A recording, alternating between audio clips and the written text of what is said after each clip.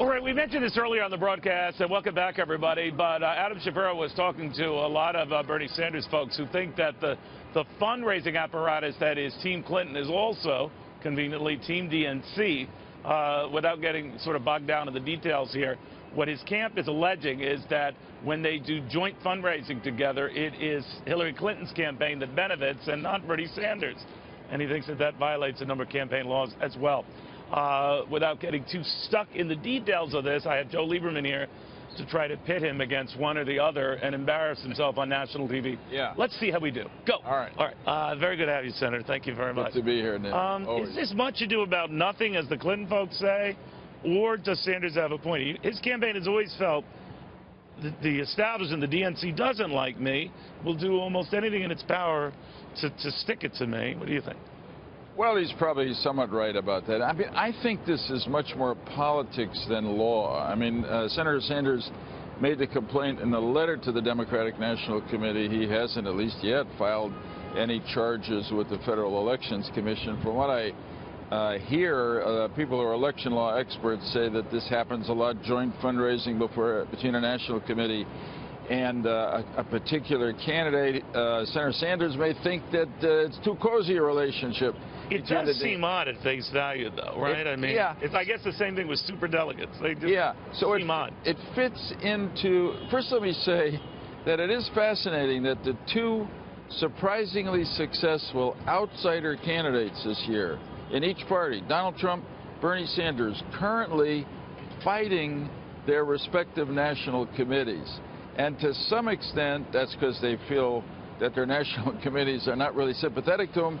But to some extent, it backs up their anti-establishment status, which is part of their political when strength. You think about it, and Donald Trump has made great hay of this on the Republican side, saying, look, we have this system where, you know, some party bosses can get together and voila, whether it's in Wyoming or Colorado or elsewhere, my opponent benefits and gets all the delegates. Now, others talk on the Democratic side about the role of these superdelegates, because the race by pledge delegates is very close, by about 200 or so delegates. Throw in the superdelegates, and Hillary Clinton is ahead by 700 delegates. Is that fair, right? Do they, both parties, remind people, wait a minute, this isn't all hunky-dory? Yeah, because the establishment of both parties set the rules. So if you were talking about a perfectly fair system, there's not really an argument for the superdelegates. I mean, the delegates to the convention should, as closely as possible, reflect the desires, the choices of the voters in that party in the given state from which they come. Superdelegates, I mean, they were adopted over the years for various reasons. One was that a lot of senators, governors, congressmen wanted to make sure they got to go to the convention. Exactly, exactly.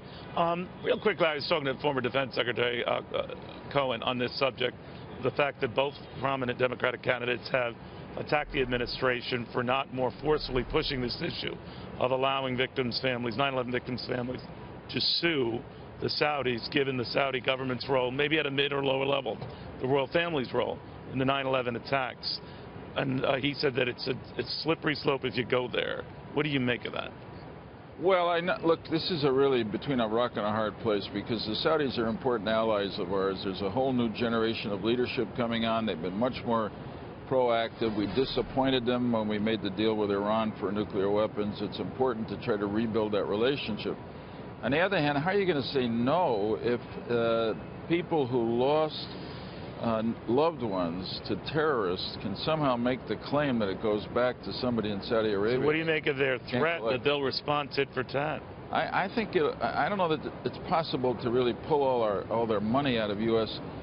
Treasury notes, but they will respond because it matters. I tell you, this is one where we need something that doesn't happen much anymore, where people kind of sit and reason together, and without making some blanket lifting of what we call sovereign immunity, the inability to sue the state, that somehow if the families of the victims of the terrorist attacks of 9/11 are able to make their case back to somebody in Saudi Arabia, then the Saudis ought to voluntarily create a fund to enable them to reimburse without waiving their rights. When Bill Cohen says it's a slippery slope, what he naturally means is that if we do this to the Saudis here, then some foreign country can start arresting are suing, let's That's say, right. an American soldier That's who right. they accuse That's what he's of. saying. Yeah, exactly, and that's a problem. Senator, very good seeing you again. Great to see you, Be Neil. well. Enjoy the weather. It is beautiful. Really, you could, it's almost like being in Florida. Well, not quite. Let's No, one thing at a time.